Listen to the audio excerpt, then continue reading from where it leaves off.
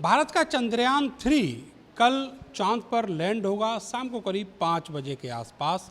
और इस दौरान पूरे देश में, पूरे विश्व में एक हलचल सी मची हुई है।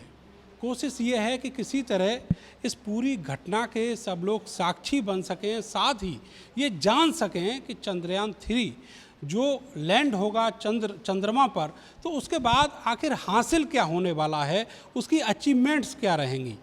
जो छात्र हैं इस विधा के, वो भी इस घटना को बड़े गौर से, करीब से देखना चाहते हैं और उसके लिए पूरे देश में व्यवस्था की गई है। सभी स्कूल कॉलेजों में सरकार ने ये आदेश निर्देश दिया है कि सभी छात्र इस घटना को लाइव देखेंगे टीवी पर। मैं इस समय मेरठ के एनएएस कॉलेज में हूँ और यहाँ पर जो दीपक शर्मा जी हैं, साइंस के टीचर हैं और ख़ास करके जो स्पेस साइंस है उसके बारे में बहुत दिलचस्पी रखते हैं और ऐसे ही इनके छात्र भी हैं और होने वाली जितनी भी खगोलीय घटनाएं हैं उनके बारे में बहुत जानकारी वो रखते हैं। सर, ये बताइए कि ये चंद्रयान 3 शुरू से शुरू करते हैं कि आखिर है क्या? देखिए, चंद्रयान 3 एक अपने आप में एक सपना था जो एक प्रोजेक्ट के रूप में काम कर रहा है। चंद्रयान 1, चंद्रयान 2 और चंद्रयान 3, उसका सीधा सीधा मकसद था कि हम चंद्रमा को अध्ययन कर सकें, गहराई से समझ सकें, ताकि उसके मिनरल्स का उपयोग हम कर सकें या वहाँ के पानी का क्या हम बस्ती बना सकते हैं, जैसे कि कल्पना कर रहे हैं।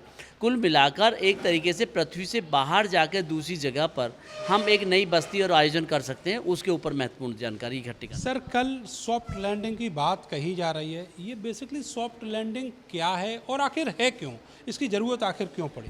सॉफ्ट लैंडिंग की ज़रूरत इसलिए कि जब हम कितनी दूरी से जाते हैं तो बहुत तेज़ स्पीड के साथ जाते हैं। लगभग आप ये देखिए कि पृथ्वी की कक्षा से और चांद की कक्षा के बीच का जो गैप है, उस समय में हमने जो बूस्टर से हाई स्पीड बनाई उसकी, उस समय वो 48,000 किलोमीटर प्रति घंटा की रफ्तार थी और उसको धीरे धीरे स्लो किया गया है। चांद को उतरने के लिए अगर हम देखें तो अगर उस स्क्रीन पर जाएँ हम, ये मैं आपको दिखाऊँ, ये 1 मिनट में आपको ये स्क्रीन दिखाना चाहता हूँ, ये वाली स्क्रीन पे। अगर आप देखें कि चांद पर उतरने के लिए लास्ट के जो 30 किलोमीटर होंगे, जब हम कल शाम को 5 बजे से 6, सवा 6 के बीच में इसको काम को करने वाले, उस दौरान में हम क्या करेंगे कि 30 किलोमीटर से पहला रफ ब्रेकिंग चरण होगा, ये सबसे खतरनाक होता है। उसके बाद में फिर इसको स्पीड उस समय 690 सेकेंड लगेंगे और फिर हम 7.4 किलोमीटर के पास आ जाएंगे। और जब 7.4 किलोमीटर तक आते आते जो स्पीड 1680 मीटर पर सेकंड थी, वो 358 मीटर पर सेकंड हो जाएगी। और फिर उसके बाद में अगले चरण में 6.8 किलोमीटर पर की दूर ऊंचाई पर चांद से हम 336 मीटर पर सेकंड की रफ्तार पर आ जाएंगे। यहाँ से दूसरा चरण शुरू होता है जिसे हम कहते हैं फाइन ब्रेकिंग चरण। फाइन ब्रेकिंग चरण वो क्रूशियल पॉइंट होता है जब हम दूसरा बूस्टर से और स्लो करेंगे उसकी स्पीड को और तब 80 मीटर तक ले आएंगे। 336 से हम 80 मीटर पर सेकंड की स्पीड पे ले आएंगे, 800 मीटर, फिर 150 मीटर पे लाएंगे हम। और जब 50 मीटर पे लाएंगे तो 60 मीटर पर सेकंड होगा और जब 60 मीटर की ऊंचाई पर रह जाएंगे हम, तब उसकी स्पीड 40 मीटर पर सेकंड होगी और उसके बाद में फिर 110 मीटर की ऊंचाई पर आना है। ये सबसे लास्ट पॉइंट है जिसे हम कहते हैं टर्मिनल डिसेंट चरण। टर्मिनल डिसेंट चरण में क्या होने वाला है, ये 10 मीटर की ऊंचाई में हम लगभग 1 मीटर पर सेकंड की रफ्तार से चलेंगे, यानी कि लगभग 0 स्पीड करके चलेंगे बिल्कुल। अगर हम इसी को बोलते हैं सॉफ्ट लैंडिंग, ताकि आराम से हम उस पर आराम से उतर सकें। अगर चूक पिछली बार हुई थी, पिछली बार जो चूक हुई थी वो हमारी हुई थी 800 मीटर पर। जैसे ही हम यहाँ से 30 मीटर से अंदर गए, पहला चरण की स्पीड से ही हम नीचे आ गए। हम दूसरा जो ये फाइन ब्रेकिंग चरण था, इसमें कंट्रोल नहीं कर पाए, स्पीड को फॉलो नहीं किया, बस वो 800 मीटर से धड़ाम से नीचे गिर गया। फिर ये बताइए सर कि ये जो चंद्रयान है, ये देश के लिए क्या उपलब्धि लेकर आने वाला है, क्या अचीवमेंट्स होंगी, खास करके वहाँ अगर रिसर्च की बात की जाए? देखिए, भौतिक रूप से देखा जाए इसमें जो रिसर्च होने वाला है, ये पानी, एयर मॉइस्चर और मिट्टी के अंदर का क्या है, वो सारी चीज़ों को लेके आने वाला है। ये इसका साइंटिफिक रीजन है। कैसे होगा सर?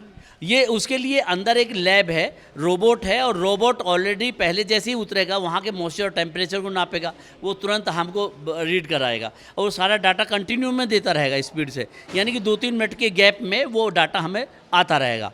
और उसके बाद में फिर वो रोवर डिग करेगा वहाँ ज़मीन में जाके, उतरने के बाद में ज़मीन पर, और डिग करने के बाद में फिर वहाँ का मिट्टी का मॉइस्चर लेगा, फिर वहाँ से मिट्टी उठाएगा, फिर उठा के वो लैब के अंदर ले जाएगा, अपने अंदर ही, रोवर के अंदर ही अपनी एक लैब बनी हुई है। और वहाँ जाने के बाद फिर नाइट्रोजन, फास्फोरस और क्या क्या मिनरल्स हैं उसमें, वो सारे विभिन्न प्रकार के तत्वों को सबको चेक करेगा वहाँ। साइंस के बेसिक स्टूडेंट, एक छोटी क्लास के स्टूडेंट के तौर पर अगर मैं आपसे ये पूछूं कि ये सारी चीज़ें कैसे कंट्रोल होंगी, तो फिर उसका जवाब क्या होगा? कंट्रोल तो रोबोट और कंप्यूटर के माध्यम से होगी, और सैटेलाइट के माध्यम से, जो इंटरनेट के माध्यम से हम जा रहे हैं, उसी से कंट्रोल होंगी ये। और वो रोबोट कंट्रोल करेगा उसे, हम रोबोट को कंट्रोल करेंगे, रोबोट वहाँ पर कंट्रोल करेगा और एक्शन में लेगा उसे। ये सर रोबोट कितने दिन वहाँ पर रहेगा? क्या ये लौट कर हमारे देश में वापस आएगा? नहीं नहीं, रोबोट तो नहीं आने वाला, 14 दिन ये काम करेगा, 14 दिन के बाद ही ये वहीं रहेगा। और हो सकता है कि समय रहेगा तो वो और भी काम करेगा ये, अगर उसमें ऊर्जा रही तो। ऊर्जा रही तो, क्योंकि ये चांद के दक्षिण भाग में रहेगा, तो 14 दिन रात और 14 दिन वाला मामला है। तो उसके हिसाब से अगर उसने 23 तारीख को, कल शाम 5 बजे से दिन होना शुरू हो जाएगा, तो दिन के साथ ही ये काम करना शुरू कर देगा। 14 दिन तक वहाँ उजाला रहेगा। अब उसके बाद 14 दिन बाद में उसमें अंधेरा छा जाएगा, तो उसको, रोबोट को जितनी क्षमता या ताकत रहेगी तो वो काम करेगा। और 14 दिन बाद हो सकता है कि मे भी पॉसिबल है कि 14 दिन के बाद में बैटरी में कुछ करंट रह जाए तो फिर काम करता रहे, नहीं रहेगा तो सुप्त अवस्था में पड़ जाएगा, फिर 14 दिन बाद में फिर उजाला होगा, फिर उस सूरज की लाइट से फिर अपनी बिजली लेगा। ऐसा भी पॉसिबल है कि 14 दिन के ब्रेक के बाद ये फिर से भी एक्टिवेट हो जाए? बिल्कुल, ये बिल्कुल निश्चित रूप से। वैसे हम शुरू के 14 दिन ही मान के चल रहे हैं, लेकिन मे बी पॉसिबली उसके बाद भी, क्योंकि हब्बल टेलीस्कोप अभी तक काम कर रहा है। स्पेस इंटरनेशनल स्पेस स्टेशन है, उसे कई साल हो गए, जबकि वो अपनी लाइफ पूरी कर चुका है, उसके बावजूद भी लगातार लोग रह रहे हैं। पहले भी बहुत सारे देश पहुंचे हैं और उन्होंने तमाम रिसर्च भी किए हैं चंद्रमा पर, तो इसको ज़्यादा इतना स्पेशल क्यों माना जा रहा है? विश्व में क्या ऐसे एक्सपेरिमेंट पहले भी हुए या नहीं? नहीं, एक्सपेरिमेंट तो हुए हैं। अपोलो के जो हैं इतने सारे 17, अपोलो 17 तक गए, अपोलो 1 से लेकर, लूना से 1 से लेकर 24 तक गए हैं। तो ऐसा नहीं है, चाइना ने भी अपने भेजे। लेकिन मेन चीज़ ये है कि जिस तरीके से चांद का दक्षिण वाला हिस्सा है, इस हिस्से पे कोई नहीं गया जहाँ पे संभावना है कि पानी की मात्रा भरपूर है और पानी की मात्रा हो सकती है। तो पानी चेक करेगा, मिट्टी की मिनरल चेक करेगा, और एटमॉस्फेयर, वातावरण में क्या क्या है, कौन कौन सी गैसेज है, उन सब का एनालिसिस करेगा, ताकि हम बस्तियाँ भी बसाई जा सकती हैं क्या। बिजनेस पॉइंट ऑफ व्यू से भारत बहुत आगे बढ़ने वाला है इस मामले में। अच्छा, ये भी माना जाए कि जो साइंस की जो पढ़ाई है, खास करके अलग अलग ग्रहों पर जो रिसर्च हुई है, तो उस क्षेत्र में भी कुछ संभावनाएं हैं? बिल्कुल है, निश्चित रूप से, कि हो सकता है कि वहाँ पर जब एग्रीकल्चर या दूसरी चीज़ों को डेवलप करने की बात हो रही हो, पौधे लगाए जा सकते हैं। और जब पौधे लगेंगे तो एक तरीके से वहाँ बॉक्स बनाए जाएंगे, जैसे हम लोग यहाँ पर ग्रीन हाउस बनाते हैं, इसी तरह से ग्रीन हाउस की तरह से बिल्डिंग बनाई जाएंगी, और उसे में एक स्पेशल टेम्परेचर मेंटेन किया जाएगा। अगर वो देखेंगे कि अगर वहाँ नेचुरली टेम्परेचर है तो ठीक है, नहीं है तो क्या थोड़ा बहुत टेम्परेचर को कम ज़्यादा करके भी बनाया जा सकता है, तो वो बनाने की। हमारा जो रोवर है प्रज्ञान, ये कहा जा रहा है कि ये यहाँ से कुछ सीड्स भी ले गया है, वहाँ ये उन सीड्स को वहाँ धरती पर रोपेगा भी। ये मान के चला जा रहा है कि ये चेक करने की बात है कि अगर वो बीज कुछ लेके गया है, अगर वो संभव है और उसे लगता है कि वहाँ मॉइस्चर और उतनी नमी है मिट्टी में और सूखापन नहीं है, या थोड़ा सा और एक आध फीट गहरे गड्ढे में नमी हो सकती है, तो हो सकता है कि वहाँ पे बीज रोप के आए। अगर वो नेचुरल हवा में हो जाएंगे तो अच्छी बात है, अगर नहीं होते हैं तो फिर उसके लिए क्या टेम्परेचर, कितना टेम्परेचर चाहिए और इस समय कितना टेम्परेचर है, मिट्टी का तापमान ही तो बताएगा उसको। क्योंकि अगर हम खोद देते हैं तो उसको सूख जाती है, बहुत दिनों तक पड़ी हुई बंजर हो जाती है।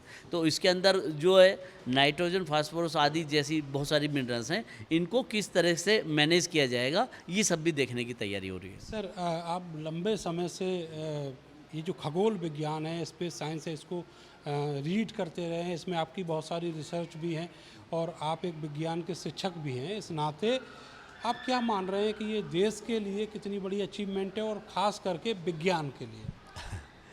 देखिए, विज्ञान तो एक इस समय आर्टिफिशियल इंटेलिजेंस की स्थिति आ रही है, और वहाँ पे मेरा कहना ये है कि आर्टिफिशियल इंटेलिजेंस बिल्कुल वैसा है जैसे एक कहावत है, science is a good servant but a bad master.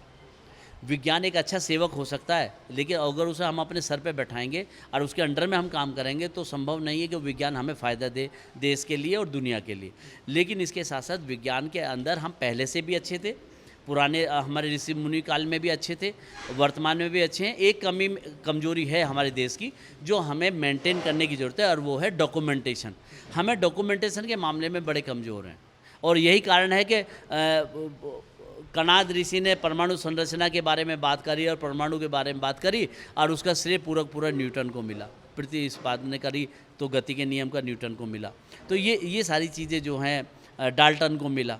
तो ऋषियों ने काम किया, फ़ायदा भारत वालों ने काम किया, बेस किया, लेकिन उसके जानकारी क्योंकि डॉक्यूमेंटेशन में बहुत अच्छे रहे, इसलिए वो आगे निकल गए। सर, देश के लिए उपलब्धि? देश के लिए तो ये विश्वगुरु बनने वाली स्थिति है। हम फाइनेंस में बहुत मजबूत होने जा रहे हैं, इसमें कोई शक नहीं। पीछे भी हमने दुनिया भर के रॉकेट और सैटेलाइट्स भेजे हैं, उनका सैटेलाइट का जो किराया आया है उससे हमने काफ़ी अच्छा पैसा कमाया। तो इसरो अब अपने आप में धनाढ्य और संपन्न तो ये वो सारी जानकारियां हैं जो चंद्रयान 3 के बारे में हैं, और कल शाम का वक्त बहुत महत्वपूर्ण होने वाला है। कैमरा सहयोगी सानू के साथ मैं नरेंद्र, भारत समाचार, मेरठ।